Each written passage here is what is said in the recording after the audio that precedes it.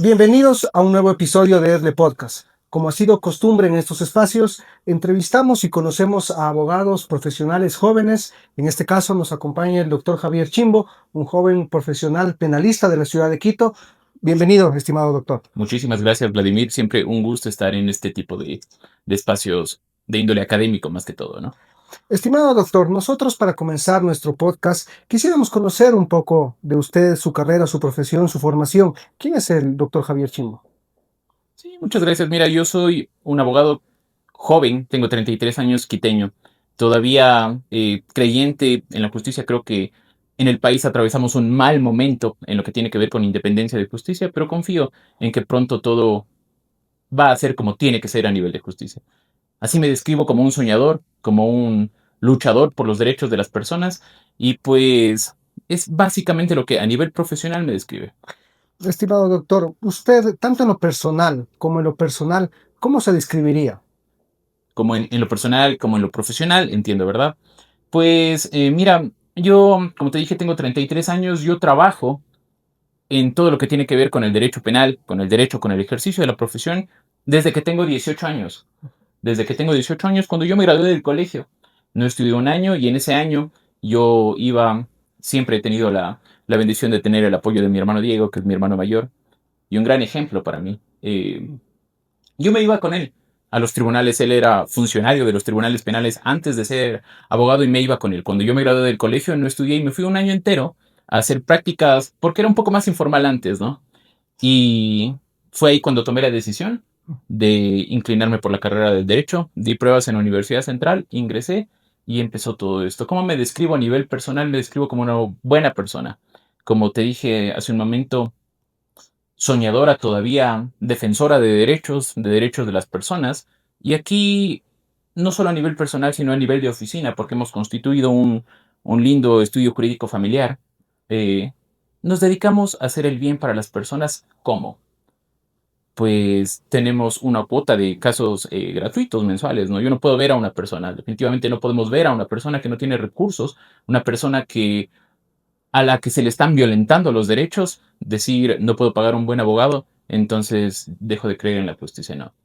Ahí es cuando entramos nosotros y esa es la parte humana, la parte personal que nos da ese don y esa bendición como estudio jurídico, ¿no? Eso a nivel personal. Y a nivel profesional, soy un abogado que le gusta estar actualizándose en conocimientos todo el tiempo. Me gusta estudiar, me gusta prepararme porque creo que no solo un lindo terno o ir a gritar a una audiencia te va a dar una victoria. Tienes que darle resultados a tu cliente siempre con qué, con la formación que tienes día a día.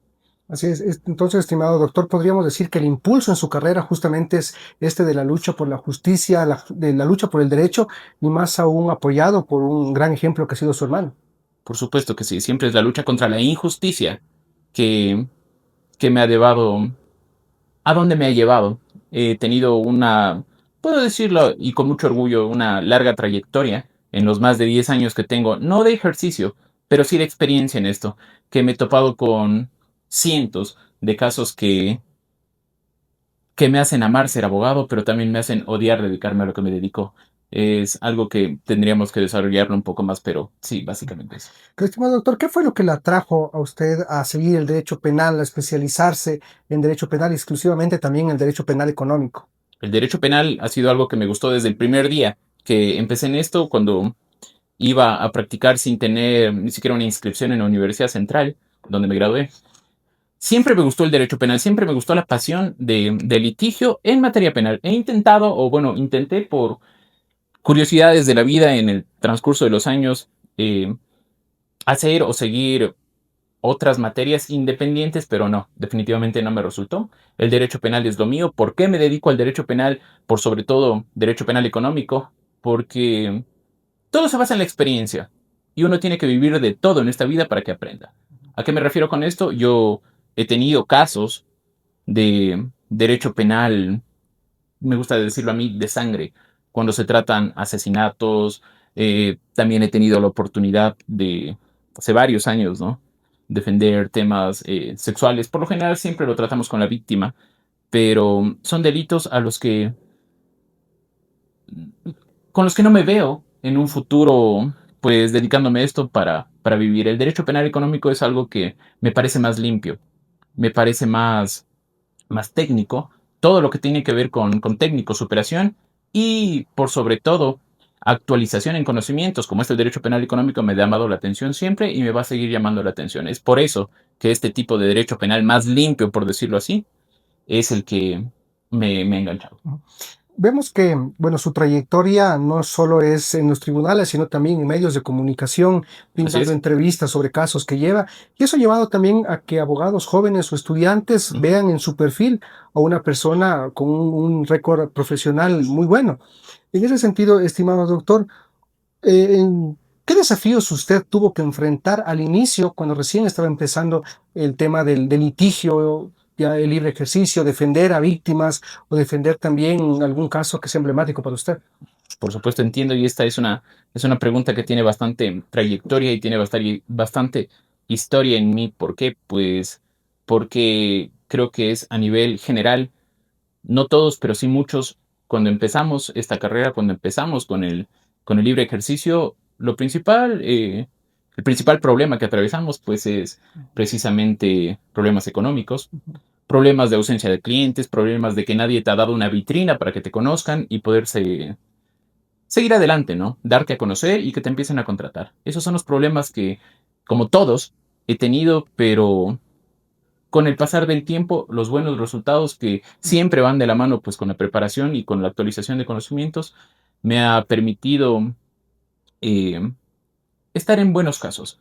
Estar en buenos casos, defender buenos casos, que la gente me busque por los resultados que doy, que medios de comunicación también me inviten a dar mi opinión, que es algo que a mí me nutre, que para mí es bastante bonito, es bastante lindo poder compartir información, conocimientos y actualización respecto a los casos que se van llevando, que he tenido la bendición de estar en varios casos mediáticos, que algunos todavía siguen su curso, pero principalmente el resultado que se ofrece es lo que nos inspira a seguir día a día.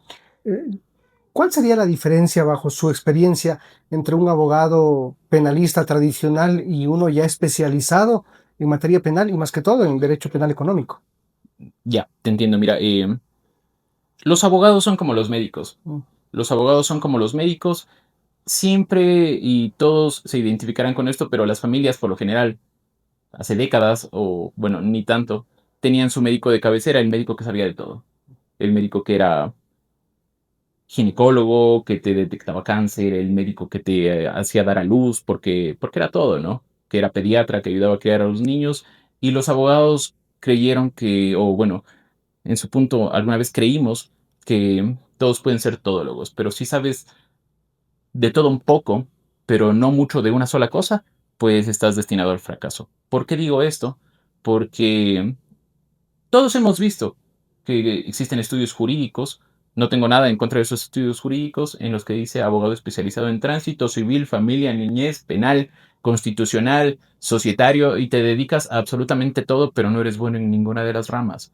Entonces, especializarte en una rama específica es precisamente lo que te hace en esa rama, pues, estar en el tope o luchar con los que se dedican a especializarse en una sola rama, en una sola materia, pues estar en la lucha constante por ser el mejor día a día, en una sola rama. Eso es importantísimo. La diferencia que existe entre un abogado que sabe de todo y un abogado especializado es lo que te dije, pues, que es mejor saber mucho de una sola cosa a saber de todo un poco. Claro, aquí es cuando entramos siempre en el debate del abogado Sí, todólogo, ¿no? El exactamente. abogado que se cree que sabe todo, pero en realidad los resultados que brinda su cliente no son los resultados adecuados, que simplemente es por representar o por ganar o por tener un caso, pero en realidad vemos que ya al final del día, cuando salen las sentencias, Ujú. cuando salen los autos de parte de las autoridades judiciales, no ha llegado a ningún fin. Por supuesto, y son los resultados los que hablan por sí solos en este caso, ¿no? Hablando de resultados, justamente, estimado doctor, en los casos emblemáticos que usted ha estado, sin entrar en detalles, obviamente, ¿qué experiencia le ha dejado alguno de ellos? Por lo general me han dejado experiencias bonitas, pero también me han dejado experiencias que me han destrozado como abogado, como humano, porque un abogado, por mucho que se crea, por muy duro que crea que tiene el corazón, pues un abogado también siente. Un abogado también siente y verifica, vive el día a día, al menos en los casos emblemáticos, cómo es la prensa o la independencia, la supuesta división de funciones que se entrometen en la independencia judicial y pues uno puede tener todas las pruebas en la mano, pero te dictaron una sentencia en redes sociales y tú tienes que tragar saliva y tienes que pensar en que tienes que tener la piel lo suficientemente gruesa porque a todo mundo le pasa, a Ujú. todo mundo le pasa, a todo mundo le pasa que ha tenido un buen trabajo, que ha hecho un buen trabajo, pero te sentenciaron en redes sociales y eso involucró a tu cliente por haber cometido el error o el pecado, por decirlo así, de haberse inmiscuido en un caso que es mediático y te sentencian sin pruebas. Eso es lo duro, eso es lo personalmente disgustoso en los casos mediáticos que, como dije anteriormente, esperemos que solo sea una época y que la independencia de justicia se recupere. Que no por ser un caso emblemático, por ser un caso de conmoción social, por decirlo así, pues necesariamente tenga que sí o sí, con o sin pruebas, ser sentenciado. Ujú. Antes veíamos nosotros que se decía que los periodistas dictaban sentencia a través de los En redes micrófonos. sociales, sí. Ahora es en redes sociales también. Exactamente. Ajá. Y es o sea, yo digo, ¿no? Con mis palabras, lo queman a uno en redes sociales, Sí. cuando en realidad las pruebas y todo el proceso penal dice otra cosa. Entonces aquí vemos que tal vez los jueces estarían obligados a dictar sentencia por la presión mediática, más allá del proceso penal que se está llevando. Por la presión mediática y la presión mediática se impulsa y toma fuerza precisamente por la presión que le lanza el Ejecutivo en este momento, en la actualidad del país, para centrarnos. ¿Por qué? Porque muchas veces existe un allanamiento en la mañana y el ministro del Interior ya sale a decir que se ha encontrado en la explotación de teléfonos, y muchas veces se inventa un montón de información respecto al proceso que nunca estuvo en el proceso, nunca está y nunca estará dentro del expediente, pero el ministro lo dijo y por eso tienen que sentenciar. Pero el ministro lo dijo y por eso tienen que suspender jueces. Pero el Claro. ministro lo dijo y por eso tienen que suspender fiscales o llamar la atención a abogados. Entonces eso coarta el derecho a la independencia judicial más que como derecho. Pues sí, y eso es sentencias anticipadas que se dan en redes sociales, como ahora, no solo por el público, no solo por los periodistas, sino por el mismo gobierno. Ujú. Claro, entonces aquí estamos entrando a que ustedes como abogados expertos en derecho penal luchan contra el sistema por la presunción de inocencia. O sea, que la presunción de inocencia no sea solo en letra muerta, sino que también en todos los ambientes, en todos los aspectos, se lo lleve a cabo. O sea, la presunción de inocencia debería ser un principio, más allá de únicamente Ujú. estar, como digo, en la letra de la ley. Sí, la presunción de inocencia existe, pero la presunción de inocencia es lo que más se ha violentado, con lo que más se ha barrido el piso en los últimos años al menos. Entonces, estamos empezando un sistema, y me duele mucho decirlo, en el que uno tiene que probar su propia inocencia. Y si es que no la pruebas, pese a que no es la obligación de una persona que está siendo investigada, el probar su inocencia, porque quien me acusa tiene que probar la culpabilidad en este caso, de quienes se defiende por lo general, pero se ha visto esto tan trastocado que es uno quien tiene que conseguir las propias pruebas para demostrar su Sí, inocencia, sí, claro. cuando eso definitivamente raya en lo absurdo, en lo ridículo y en violatorio de todos los derechos que tú te imagines. Y justamente, doctor, cuando hablamos de derecho penal económico, hablamos de un cruce de información o de un cruce incluso con el Estado. Ujú. En ese sentido, y hablando justamente de los casos mediáticos, ¿cómo manejan ustedes aquí en el estudio jurídico el caso para evitar que se convierta en un boom mediático? Sí, mira, muchas veces es inevitable. Muchas veces es inevitable que se convierta en un boom mediático porque desde el solo hecho, desde solo la noticia que es insostenible, que no se puede de una u otra forma sostener, desde que sale la noticia de un allanamiento, que es por lo general como empiezan los casos grandes, cuando la fiscalía le pone un nombre a determinado caso y en redes sociales ya te publica todo lo que pasó, te publica fotos de las personas que fueron aprendidas, te publica fotos de las evidencias que fueron incautadas y te lanzan un extracto pequeño respecto a de qué se trata el caso, poniéndole nombres aparte de mal vistos, ofensivos para las personas que están siendo involucradas. Desde ese punto ya se vuelve insostenible el tema mediático. Entonces, la forma en la que nosotros trabajamos con los procesos, que siempre digo, con la bendición de Dios, tenido la oportunidad de trabajar en muchísimos casos mediáticos, nosotros lo manejamos pues como debe ser en lo tradicional, con el buen derecho, trabajando bien en la fiscalía y si es que llega a abrirse un hilo diferente, un cabo suelto dentro de la investigación que haga que nuevamente se vuelva mediático por A o B circunstancia, pues solucionarlo en la fiscalía, solucionarlo a través del proceso de la investigación y de esa forma dejar atados de pies y manos a los fiscales que por lo general son quienes se encargan de difundir las noticias y la información reservada que consta dentro del expediente. ¿Para quién? Para la prensa. ¿Para qué? Para que lo vuelva mediático y para así ganar en redes sociales, porque muchas veces Fiscalía actúa en redes sociales haciendo lo que no hace en la audiencia. Claro, hablando justamente de estas falencias del sistema acusatorio, de la fiscalía o de gobierno inclusive, ¿qué falencias usted ha podido identificar que existen en el sistema judicial ecuatoriano? Más allá de las falencias administrativas, porque tenemos que centrarnos, ¿no? Y es muy obvio que el sistema de justicia a nivel administrativo no cuenta con los suficientes servidores judiciales, no cuenta con la suficiente infraestructura o mantenimiento de la infraestructura que ya existe en la función judicial, hablando a nivel de establecimientos, hablando a nivel de unidades judiciales, muchas veces ha dejado de pasar, pero pasaba que uno mismo tenía que llevar la resma de papel a la fiscalía o a la unidad judicial cuando esa es una labor netamente estatal. Eso en lo que tiene que ver con el tema administrativo. Pero, ¿cómo podríamos cambiar o realizar algún tipo de reforma? Pues yo no estoy de acuerdo en reformas, de hecho, más bien en todo lo que tiene que ver con incremento de penas y demás, para mí es un absurdo que no tiene sentido porque un violador no piensa en el quantum de la pena cuando se está bajando la bragueta. Eso en base a reformas que tengan que ver. Lo que sí estoy de acuerdo y sí espero, y nuevamente lo digo, que pase es que nos devuelvan la independencia judicial y que la separación de funciones sea eso, separación de funciones y que no sea una sola función la que gobierne y la que dirija a todos.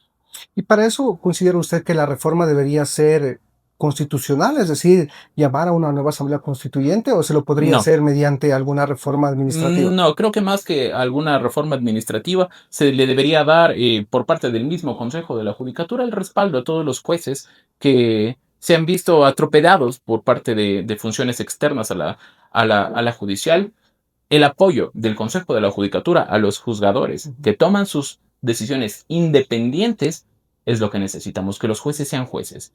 Dejar que los jueces trabajen, que los jueces decidan y que los jueces no tengan miedo de una posible sanción por una decisión en derecho que no le gustó al Ejecutivo. Eso es lo que yo creo necesario y, y primordial para que la justicia sea esto, ¿no? Justamente, justicia. Y para, tal vez, yo digo, ¿no? Una propuesta sería tal vez el tema de aplicar lo que en su momento estuvo en debate de los jueces sin rostro.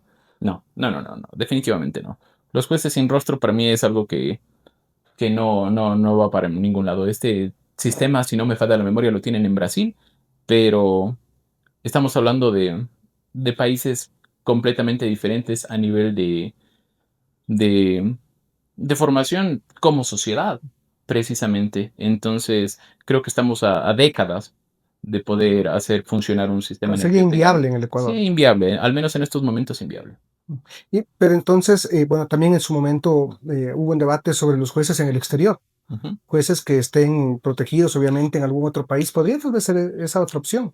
Sí, mira, pero no sé de qué nos sirve que los jueces tomen sus decisiones aquí o en otros países, porque si la decisión no le agrada, en este caso al Ejecutivo, pues sea aquí o sea en el exterior, te van a suspender. Ujú. Ajá, entonces, para mí no creo que es un problema a nivel de institucionalidad e independencia judicial que los jueces decidan aquí o decidan en el exterior. Sin embargo, por seguridad, que es un tema muy diferente, seguridad propia de los juzgadores, pues yo creo que se tiene que continuar con lo que ya se ha hecho en este momento con los jueces anticorrupción, que yo he visto que tienen una seguridad tremenda. Es que así debe ser, es la única forma que tienen de proteger a los jueces que deciden en contra de las organizaciones criminales que sí le afectan al país. Ojo, con esto no estoy diciendo que todos los procesos que se allanan, que se les pone un nombre, un membrete por parte de la fiscalía, todos tienen que ser sentenciados, porque muchas veces el show político de la mano con el show judicial y fiscal es lo que hace que las cárceles se llenen muchísimo de gente inocente. Bueno, estimado doctor, ha sido una conversación muy interesante, más que todo saber desde la propia persona que realiza los trámites, que está realizando los litigios, y conocemos que todos estos procesos, como decíamos, emblemáticos o que se les pone un membrete como tal.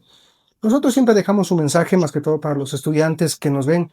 ¿Qué mensaje les podría dar a los abogados recién graduados o estudiantes que piensan dedicarse por el derecho penal? Claro que sí.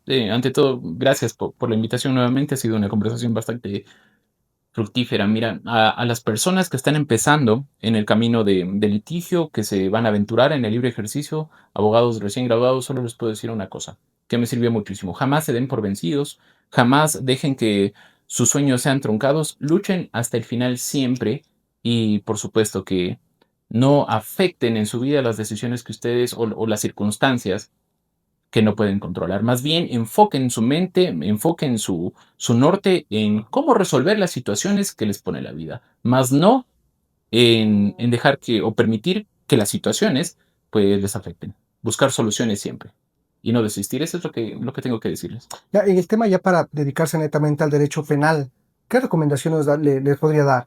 O sea, si se van a dedicar al derecho penal, que sea una especialización en derecho penal. Como decíamos hace un momento, Sí. no creerse todólogo, sino que sea ya un estilo de vida al derecho Mira, penal. si te vas a dedicar al derecho penal, no dediques la mitad de tu tiempo al derecho civil, al derecho de familia, al derecho laboral. Dedica el 100% de tu tiempo al derecho penal. ¿Para qué? Para que sea el derecho penal el que te permita dar buenos resultados y que te permita dejar a la gente con la boca abierta cuando vas a una audiencia y lo haces de forma excelente. Mucho estimado doctor, yo me sumo también a su recomendación y lo que siempre decimos en este espacio, la especialización tiene que ser la clave para que un abogado pueda resaltar de los demás, porque si no, pues nos mantenemos en lo que decíamos, el abogado todólogo que no cabe en ese sentido y a toda la comunidad jurídica que nos ve siempre va a ser importante eso. Estimado doctor, le agradezco nuevamente por acompañarnos en este espacio. A todos nuestros seguidores, continúen en nuestras redes sociales, en nuestros canales de YouTube y Spotify, que tendremos conversaciones tan interesantes como la que hemos mantenido el día de hoy con el doctor Javier Chimbo. Muchísimas gracias a todos y gracias, doctor. Muchas gracias. Te presentamos Fiel Web más IA, tu aliado de inteligencia artificial. El componente perfecto para enfrentar todas tus dudas legales. Con el respaldo de Ediciones Legales, una empresa con experiencia en información legal desde 1989 y con cobertura en todo el Ecuador. Para profesionales, Fiel Web más IA es una ventana a una vasta biblioteca legal que ofrece respuestas instantáneas y confiables. Optimiza tu práctica legal con acceso inmediato a jurisprudencia y legislación actualizada. ¿No eres experto en derecho? No hay problema. Fiel Web más IA convierte términos legales en respuestas claras. ¿Dudas sobre un contrato de arrendamiento? ¿Preguntas sobre tus derechos laborales? ¿Dudas sobre impuestos y derechos sobre casos de herencias? Fiel Web más IA te orienta y te explica conceptos complejos en un lenguaje sencillo. Con Fiel Web más IA, la justicia y el conocimiento legal están a tu alcance. Confiable, simple, rápido y para todos.